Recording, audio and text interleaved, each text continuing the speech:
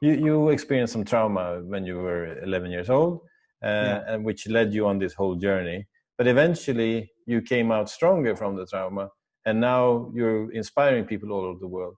And I think there's two ways of going. You could Yeah. go the other way around. So someone that has had trauma in his life, what advice would you give to someone like that? I would say to them, if you're out there now and you're suffering, from my perspective, suffering is an opportunity to awaken love.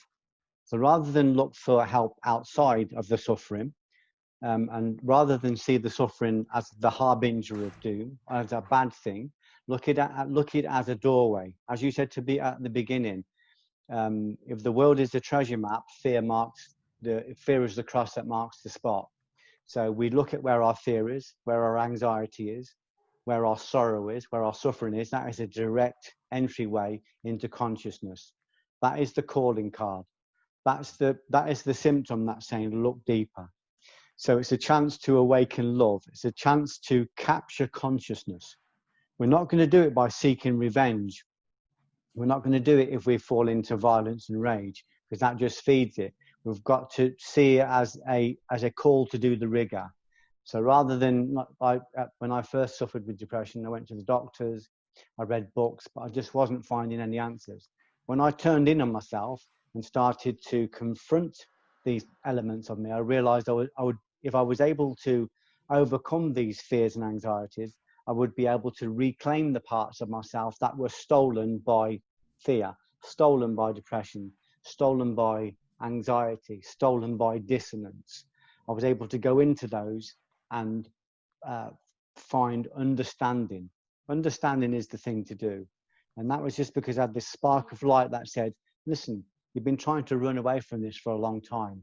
Why not run towards it? You haven't tried that. Try that. See what happens when you run towards it. And this energy that you run towards is terrified when you recognize it. A great book to look at for this is Eckhart Tolle's The Power of Now. It's all about recognizing thought as a semi-autonomous energy form that is always rising up to be engaged. Either it's rising up to claim or be claimed. He doesn't see thought as something that is in you. He sees thought as a separate thing that we choose to engage or not engage. If we choose to engage it, we give it life and incarnation through this being. If we don't choose to engage it, it just stays as a neutral energy. So we give it concept and form and aspect if we engage it.